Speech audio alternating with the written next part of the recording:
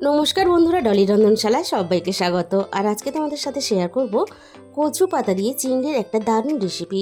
বর্ষাকালে কচু পাতা বা কচু খেতে আমরা কিন্তু সবাই ভালোবাসি। আর এই বর্ষাকালে কচু পাতা দিয়ে যদি চিংড়ি ভাতে খাওয়া যায়, আর খাওয়ার আগে এরকম একটু সর্ষের তেল ছড়িয়ে দিতে হবে, তাহলে কিন্তু একেবারে এক থালা ভাত নিমেষেই শেষ হয়ে যাবে। রেসিপিটা শেষ পর্যন্ত দেখার অনুরোধ রইল। আমি দেখো এখানে কচু পাতা নিয়েছি, আর এটা কিন্তু ছোলা কচুর পাতা। ছোলা কচুর যে মাঝখানের একেবারে পাতা মুড়ে থাকে, সেই পাতাগুলোই কিন্তু আমি নিয়েছি, একেবারে কচি পাতা। আর পাতাগুলো আমি কিন্তু ভিতরে বা বাইরে খুব ভালোভাবে ধুয়ে পরিষ্কার করে নিয়েছি। আর রেসিপিটা বানানোর জন্য প্রথমে আমি একটা মশলা রেডি করে নেব। এর জন্য আমি একটা মিক্সিং জারের মধ্যে নিয়ে নিলাম 1 চামচ পরিমাণ কালো সর্ষে, আর দিয়ে দেবো এখানে 2 চামচ পরিমাণ হলুদ সর্ষে। 2 রকমের সর্ষে মিশিয়ে রান্নাটা করলে তাহলে রান্নার স্বাদটা অনেক বেশি ভালো হয়। আর এখানে দিয়ে দেব 2 চামচ পরিমাণ পোস্ত। পোস্ত অবশ্যই ব্যবহার করবে, তবে পোস্তর পরিমাণটা তোমরা নিজেদের মতো করে ব্যবহার করবে। আর ঝালের জন্য আমি এখানে 2টো কাঁচা লঙ্কা দিয়ে দেবো। আমি যে কাঁচা লঙ্কা দুটো ব্যবহার করেছি, ঝালের পরিমাণটা অনেকটা, তাই আমি 2টো কাঁচা লঙ্কা দিলাম। তবে এই রান্নাটা একটু ঝাল ঝাল হলে খেতে ভালো লাগে। আমি দেখো সমস্ত উপকরণগুলো শুকনো অবস্থায় মিক্সিতে বেটে নিয়েছি। এরকম শুকনো অবস্থায় মিক্সিতে বেটে নিলে তাহলে খুব সুন্দরভাবে পেস্ট হবে। আর যদি জল দাও প্রথমেই, তাহলে কিন্তু খুব সহজে খুব ভালোভাবে পেস্ট হতে চায় না। তাই এভাবে অবশ্যই শুকনো অবস্থাতে ঘুরিয়ে নেবে, তাহলে খুব সুন্দরভাবে বাটা হয়ে যাবে। এবার আমি এখানে সামান্য পরিমাণ জল দিয়ে দিলাম। খুব ভালোভাবে দেখো একটা মিহি পেস্ট আমি রেডি করে নিলাম।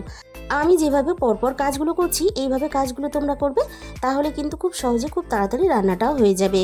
আমি দেখো এই রান্নার জন্য কিছুটা ছোট সাইজের চিংড়ি নিয়েছি। আর চিংড়ি কিন্তু আমি খুব ভালোভাবে খোসা ছাড়িয়ে পরিষ্কার করে নিয়েছি। আর এই রেসিপিটা বানানোর জন্য খোসা খুব ভালোভাবে চিংড়ির প্রথমে ছাড়িয়ে নিতে হবে। চিংড়ির মধ্যে খোসা থাকলে তাহলে কিন্তু রেসিপিটা খেতে ভালো লাগবে না। এবার আমি চিংড়ির মধ্যে সামান্য পরিমাণ হলুদ গুঁড়ো দিয়ে দিলাম, আর সমস্ত বাটা মশলাটা আমি চিংড়ির মধ্যে দিয়ে দেবো। তোমরা হয়তো কচু পাতার এই রেসিপিটা অনেকবার অনেক রকমভাবে বানিয়ে খেয়েছো, তবে একবার এইভাবে আমি যে পদ্ধতিতে বানিয়েছি খেয়ে দেখো, জাস্ট অসাধারণ লাগে। আমি সমস্ত চিংড়ির মধ্যে বাটা মশলাগুলো দিয়ে দিলাম। আমি কিন্তু এখানে এখন লবণ ব্যবহার করব না, কারণ লবণটা যদি এখনই ব্যবহার করি তাহলে চিংড়ি থেকে জল ছেড়ে দিয়ে মশলাটা অনেকটা পাতলা হয়ে যাবে। আর রেসিপিটাকেও কিন্তু স্কিপ করে দেখো না, তাহলে আমি লবণটা কখন ব্যবহার করেছি সেটা কিন্তু বুঝতে পারবে না। আমি এখানে 2 চামচ পরিমাণ কাঁচা সর্ষের তেল দিয়ে সমস্ত মশলার সাথে চিংড়ি খুব ভালোভাবে মেখে নেব। আর সমস্ত মশলার সাথে চিংড়ি খুব ভালোভাবে মেখে আমি 10 মিনিটের জন্য রেস্টে রেখে দেবো। এতে তাহলে চিংড়িগুলো সুন্দরভাবে মজে যাবে মশলার সাথে। 10 মিনিট পরে আমি আবারও রান্নার দিকে চলে এসেছি। কচু পাতাগুলো এবার আমি পরপর সাজিয়ে নেব। আর আমি এই রান্নার জন্য এখানে 10টা কচু পাতা ব্যবহার করেছি। যে বড় পাতাগুলো আছে সেগুলো আমি প্রথম পরপর এইভাবে সাজিয়ে নেব। আর কচু পাতাগুলো যেহেতু একবারে কচি মোড়ানো পাতা, তাই এভাবে পরপর সাজাতে থাকবে, আর একটা হাত দিয়ে এইভাবে চেপে ধরে রাখবে। তাহলে পাতাগুলো সাজানোর সাথে সাথে আবার মুড়ে যাবে, আর রেসিপিটা বানাতে এতে অসুবিধা হবে। আর পাতাগুলো কিন্তু আমি একইভাবে সাজাইনি, আমি দেখো একটু ঘুরিয়ে ফিরিয়ে সাজিয়ে নিয়েছি। আমার হাতের দিকে খেয়াল করলেই তোমরা বুঝতে পারবে। সমস্ত পাতাগুলো কিন্তু আমি এইভাবে সাজিয়ে রেডি করে নিলাম। এবারে দেখো পাতার মাঝখানে আমি সমস্ত চিংড়ি মাখাগুলো দিয়ে দেব। আর এই রেসিপিটা টিফিন বক্সের মধ্যেও কিন্তু বানানো যায়, তবে আমি যে পদ্ধতিতে বানাচ্ছি এই টেস্ট কিন্তু আসবে না, কারণ আমি কিন্তু এই রেসিপিটা ভাতের মধ্যে দিয়ে বানাবো। আর এতে কিন্তু ভাত একটুও সবুজ হবে না। আর ভাতের মধ্যে দিয়ে এই রেসিপিটা বানালে ভাতের যে একটা সুন্দর মিষ্টি গন্ধ এই রান্নার সাথে মিশে যায়, সেটা কিন্তু টিফিন বক্সে দিয়ে বানালে পাবে না। আমি দেখো সমস্ত চিংড়িগুলো কচু পাতার মাঝখানে দিয়ে আমি 2টো চেরা কাঁচা লঙ্কা দিয়ে দিলাম। আর কিন্তু আমার কথা শোনার দরকার নেই, এবার আমার হাতের দিকে খেয়াল করো। চিংড়িগুলো দেওয়ার পরে আমি কিভাবে কচু পাতাটাকে মুড়িয়ে নিচ্ছি। 2টো সাইড থেকে প্রথমে আমি মুড়ে নিলাম, তারপরে আমি দেখো কচু পাতার যে সরু অংশের দিকটা মুড়িয়ে নিলাম। এবারে এইভাবে গোড়ার দিকটা এভাবে 2টো সাইড দিয়ে আমি মুড়িয়ে নেব।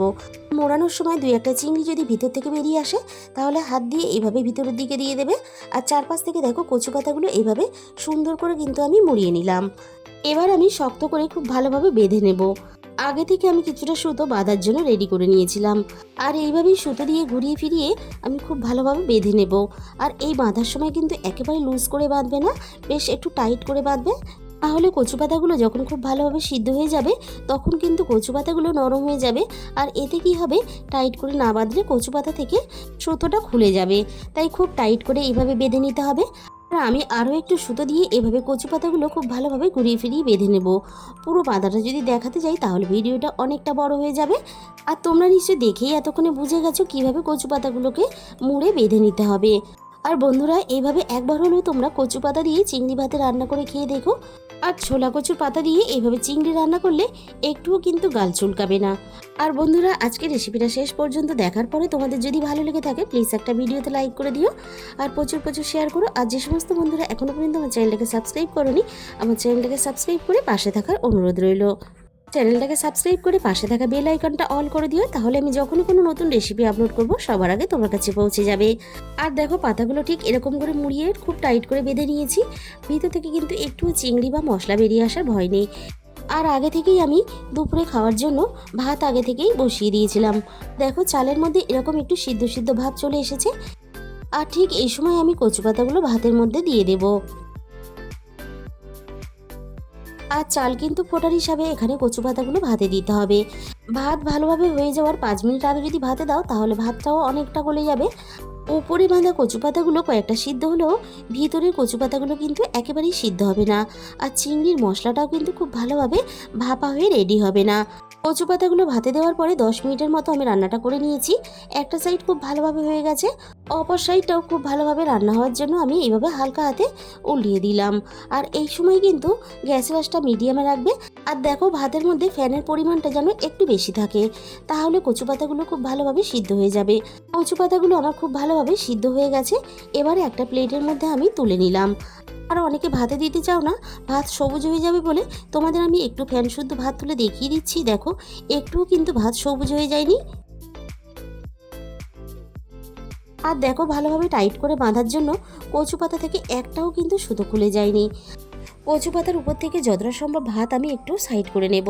আর যেহেতু পরিবারের নিজেদের মধ্যে খাওয়া, তাই অল্প একটু ভাত থেকে গেলেও কিন্তু তাতে কোনো সমস্যা হয় না বলেই আমার মনে হয়।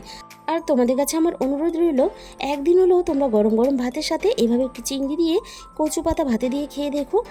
এবার আমি গরম গরম কচু পাতা দিয়ে চিংড়ি ভাতেটা মেখে নেব।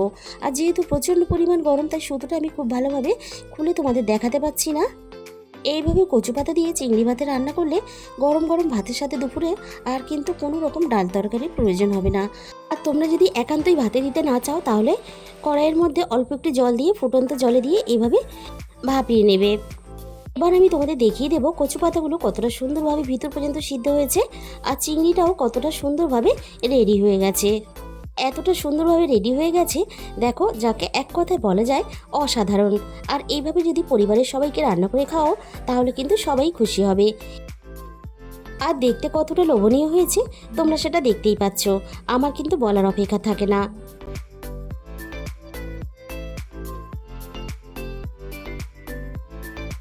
এবার আমি চিংড়ি আর কচু পাতা একসাথে মেখে রেডি করে নেব। আর আমি লঙ্কাগুলো সরিয়ে রাখলাম। মশলার সাথে আমি যে ঝালটা ব্যবহার করেছি সেটাই কিন্তু যথেষ্ট। যদি কারোর প্রয়োজন হয় সে তখন ভাতের সাথে লঙ্কাটাকে মেখে নিতে পারবে। আমি তাই একসাথে লঙ্কা দিয়ে মাখলাম না। প্রথমে আমি কচু পাতাগুলো খুব ভালোভাবে হাত দিয়ে মেখে নেব। আর কচু পাতাগুলো দেখো একেবারে গলে কিন্তু নরম হয়ে গেছে। কচু পাতাটা আগে প্রথমে খুব ভালোভাবে হাত দিয়ে মেখে নেবে, তারপর চিংড়ি দিয়ে মাখবে। তা না হলে প্রথমেই যদি চিংড়ি আর কচু পাতা একসাথে মাখো তাহলে কচু পাতাগুলো খুব ভালোভাবে সুন্দর করে মাখতে পারবে না। এবারে আমি এখানে 2 চামচ পরিমাণ আরও কাঁচা সর্ষের তেল দিয়ে দিলাম। আর আমি কিন্তু এখন মাখার সময় একটুও লবণ দেব না, কারণ মাছের মধ্যে আমি যে লবণটা দিয়েছিলাম লবণের পরিমাণ তাতে একটু বেশি হয়ে গেছে। সেই লবণেই কিন্তু কচু পাতাতে যথেষ্ট, তাই আমি আর এখানে লবণ দিলাম না। তোমরা যখন এইভাবে মাখবে তখন কিন্তু তোমাদের স্বাদ মতো লবণটা দিয়ে মাখবে। আর এই রান্নাতে কিন্তু শুকনো লঙ্কার ব্যবহার করবে না, তাহলে এই রান্নার স্বাদটা কিন্তু নষ্ট হয়ে যাবে। দুপুরের গরম গরম ভাতের সাথে এইভাবে যদি কচু পাতা দিয়ে চিংড়ি ভাপা রান্না করো তাহলে ভাত রান্না করার সাথে সাথে দুপুরে তরকারি রান্নার ঝামেলা কিন্তু থাকবে না। আর দেখো, গরম গরম ভাতের সাথে খাওয়ার জন্য দারুণ একটা টেস্টি রেসিপি কিন্তু আমাদের এখানে রেডি হয়ে গেল। তাহলে আজকের মতো এই পর্যন্ত। আর তোমাদের মূল্যবান সময় দিয়ে রেসিপিটা শেষ পর্যন্ত দেখার জন্য অসংখ্য ধন্যবাদ।